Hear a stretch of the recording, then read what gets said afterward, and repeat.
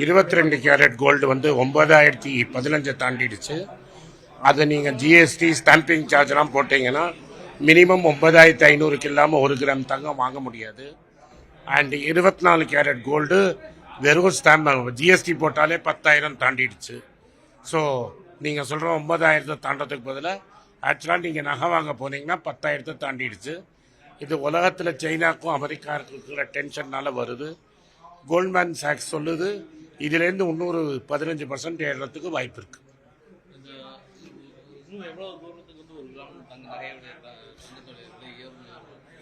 என்னால் இதுக்கு மேலே சொல்ல முடியல. பட் 10,000 தாண்டறதுக்கு 22 கேரட் கோல்டும் 10,000 தாண்டறதுக்கு வாய்ப்பு இருக்கு.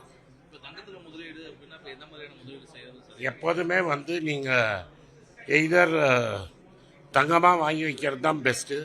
அப்படி முடியலன்னா கோல்டு பீஸ் அப்படின்னு நேஷ்னல் ஸ்டாக் எக்ஸ்சேஞ்சிலையும் பாம்பே ஸ்டாக் எக்ஸ்சேஞ்சிலையும் ப்ராடக்ட் இருக்குது. அதில் நீங்கள் வாங்கி வைக்கலாம்.